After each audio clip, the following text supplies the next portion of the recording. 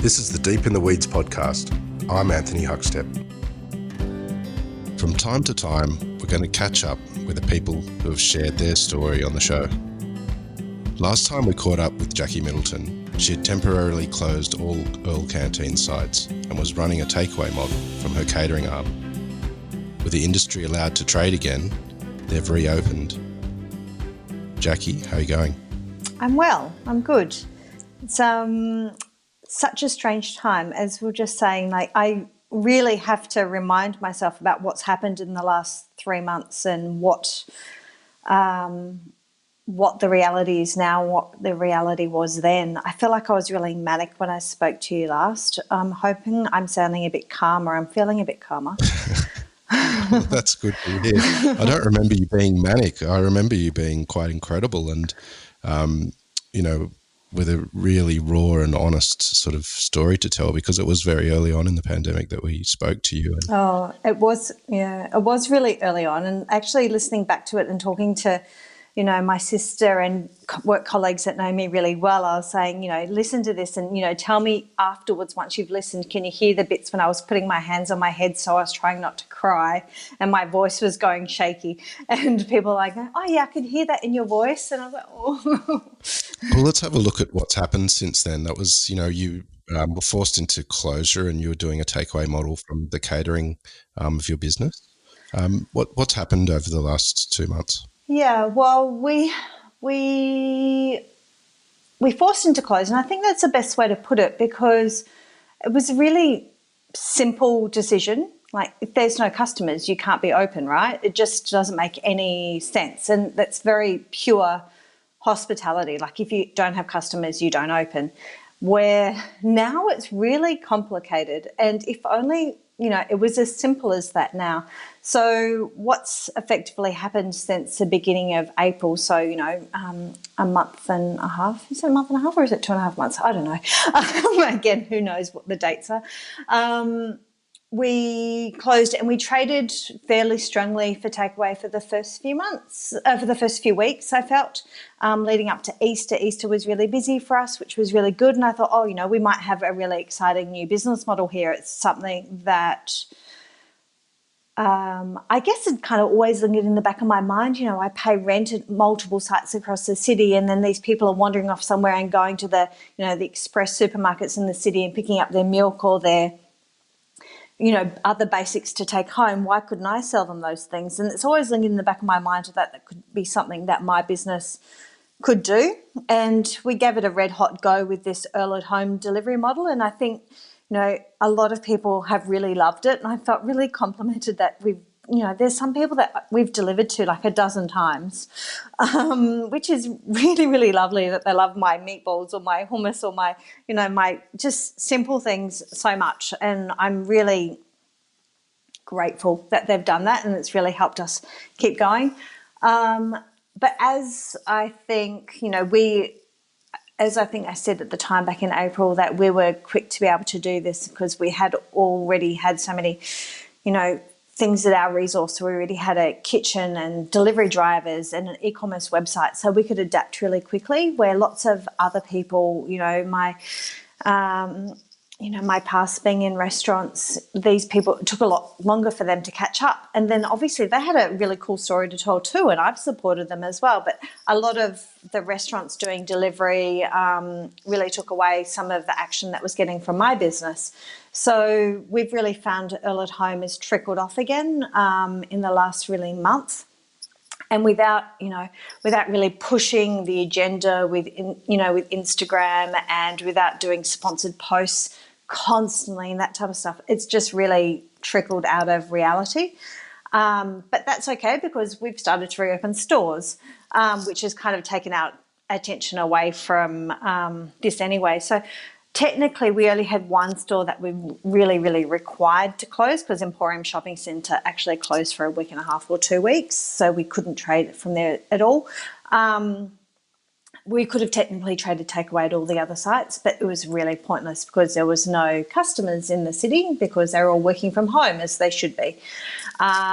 So Look, we've started to reopen some sites because Simon has been diligently doing laps around the city, noticing that more and more people seem to be coming back and getting excited about that. So, and we've got, we had 25 or a bit more job keepers, all of our engaged staff that have just been sitting on their couches.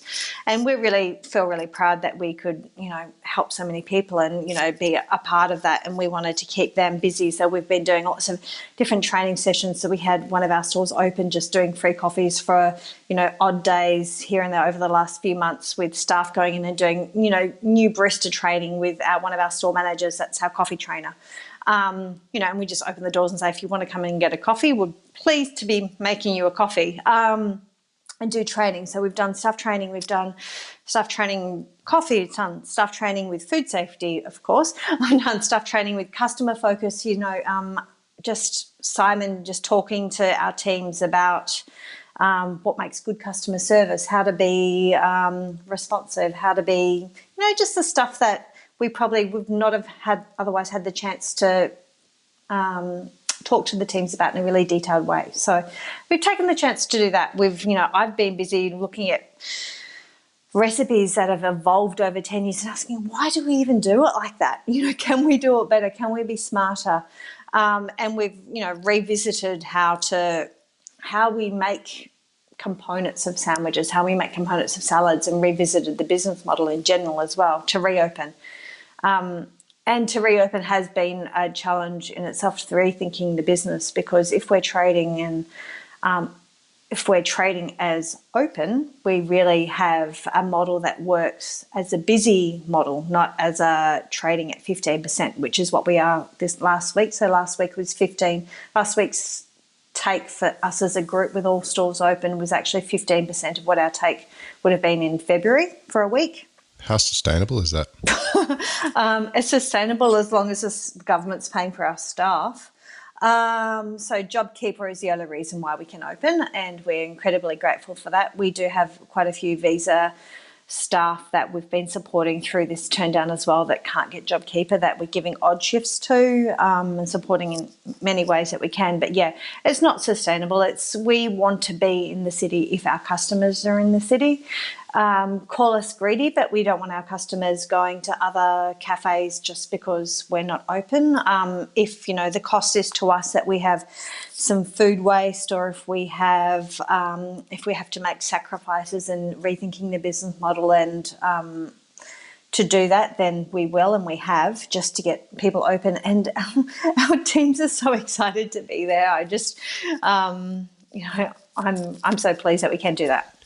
What role do you think government needs to play, in regards to that support moving forward to ensure the viability of restaurants? There's been sort of September earmarked to stop JobKeeper, but how far forward do you think it needs to be? I'm not sure. I wish I had a crystal ball to work out when people are actually going to be back. So half of my stores, 4 out of the 6 stores at the moment, are operating mostly in common dining spaces. So in Victoria, we still don't have a date when food courts will be reopened. So, for example, Collins Place, which is typically my busiest store, has no seats. So if you're going to come and buy a coffee or a salad or a sandwich at the moment, you have to take it to your desk to sit down and eat, because there's nowhere that you can sit down because we only have common seating. Where Emporium has a cute little seating space that fits, about 12 bums typically. And at the moment, I think we're taking 6 bums because we've got quite a big open space around us. And that's actually trading okay, better than some of the other stores, just because there is a spot where you can sit down and have a coffee in a real cup. I hope that I don't need that much government assistance after JobKeeper finishes, because I hope that most people are back. I guess the biggest help that government can give me at the moment is tell people that they're allowed to go back to their office if they want to, because at the moment they've been told that they can't, that they shouldn't. So, lots of people I know, my friends, they all just want to get back to work. Their kids are now finally back at school. Thank goodness for that. Yep. The kids are back at school, so let's get people kind of back to work. I feel like it's really safe. It's really I think people are enthusiastic to getting back to some reality, and I really would like the government to let everyone to try getting back to that type of reality. I feel it's edging, and I'm hoping there's going to be some announcements in the coming weeks to say that you can go back to that if you're feeling comfortable, if you want to, and then let those companies actually have honest conversations with their staff to get them back into offices, because that's what's going to affect my business the most. What surprised you about the reopening process? I'm surprised everyone's as happy to not come back to the city as they were. I really thought that as soon as people were told that they could sit in restaurants again and could sit in cafes again, they would. I feel like everyone's been very cautious about that, and I don't know where that shyness has come from. I really thought there would be, woohoo, queues at the door of a cafe to, count the heads in and out. I don't see that. I haven't eaten out enough at restaurants again yet to know for myself. I wish I could have, but the reality of being on JobKeeper myself means that, me and a lot of other people are probably not going out as much as we'd like to. So I have to be really realistic about that personally myself. Surprising that we have to be as adaptable, and that we can be as adaptable, I guess. I'm really pleased to see so many restaurants just really rethinking what the model can be for them, and thinking, I kind of always think of my industry as hospitality being a little bit rogue, like we're a whole group of people that often fall into it or end up doing it because we love it, and then some people work out in it and keep doing it for a long time, like myself and Simon, and some people just kind of fall, do it for uni for a bit and then keep doing it because they like cheap booze or they like the excitement of restaurants, and they do other things and then they flitter off and become, landscape architects or whatever it was that was their master plan. But I really have seen a lot of hospitality colleagues really think analytically about their business models, and maybe this has given them the chance to do that.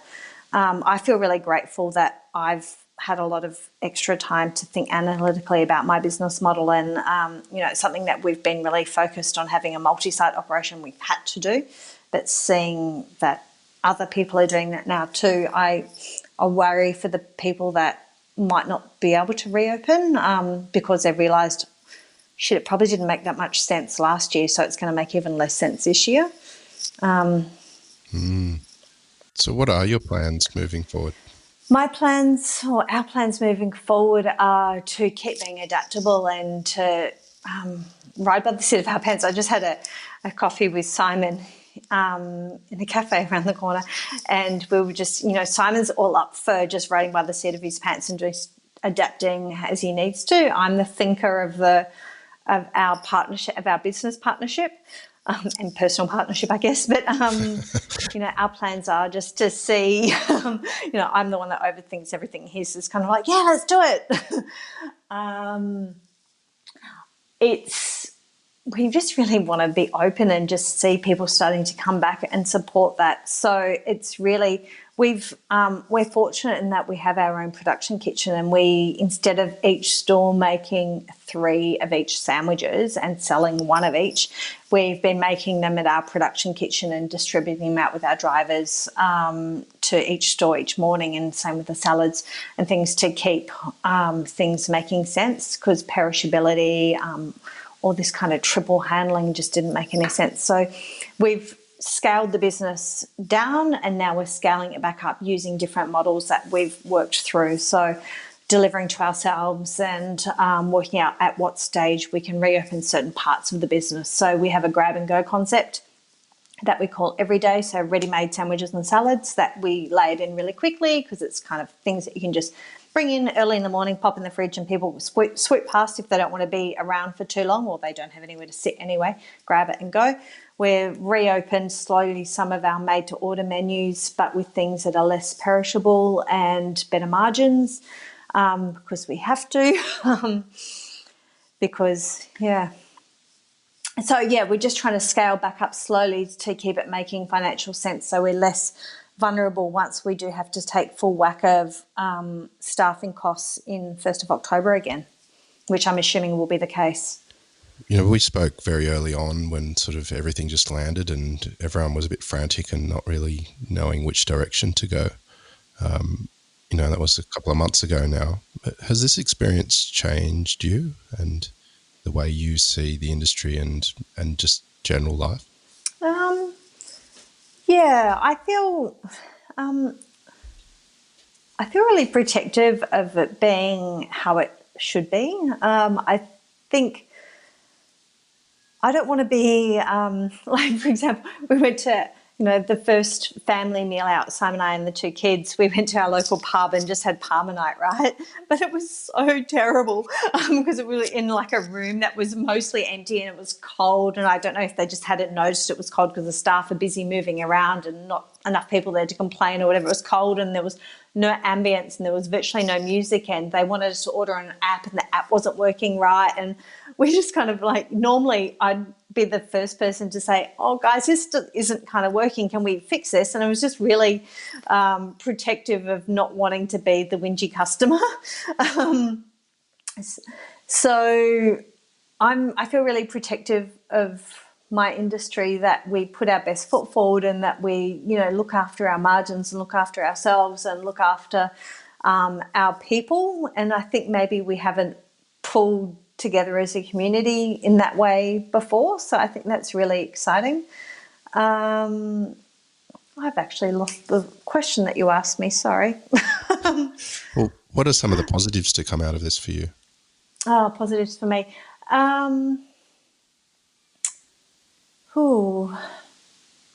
Even though I thought it was crazy at the time, I had a little bit more time with my son, who's 8, as he did learning from home, and just learnt a little bit more about him.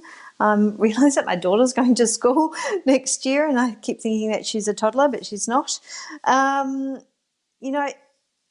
Just having a bit of air to think about things a bit differently and thinking about the business in a different way. I think sometimes you're so busy being and doing that you don't get a chance to stop and contemplate your navel a little.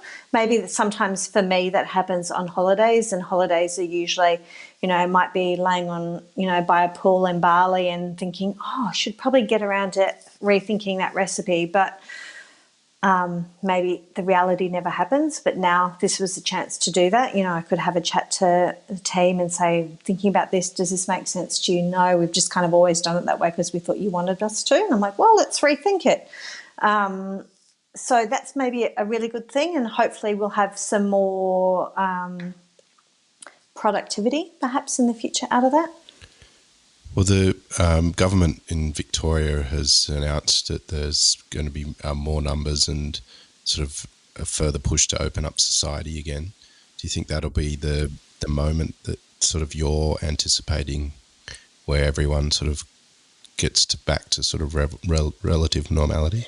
No, I actually think I really find, because I used to live in Sydney, so I can kind of have restaurants in Sydney in my brain a little bit as well. But I really think in Melbourne we hibernate over winter.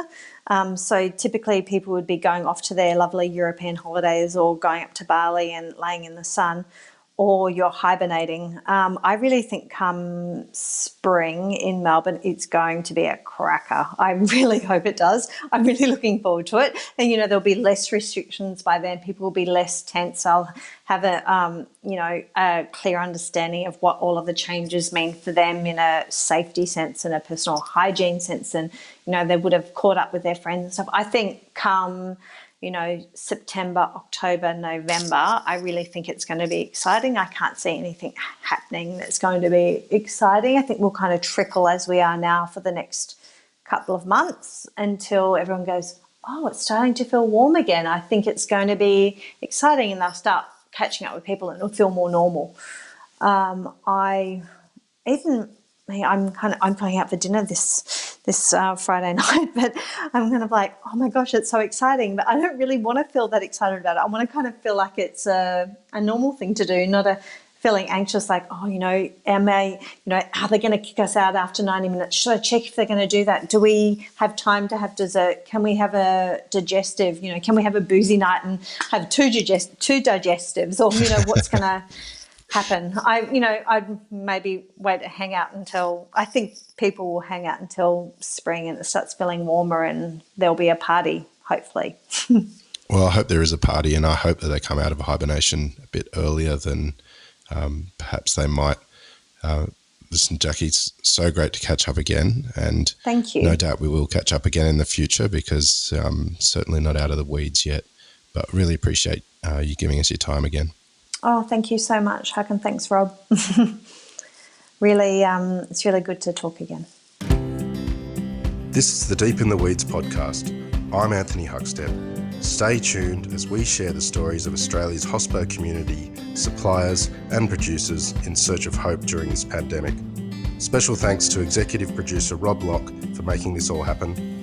Follow us on Instagram at Deep in the Weeds Podcast, or email us at podcast@deepintheweeds.com.au. Stay safe and be well.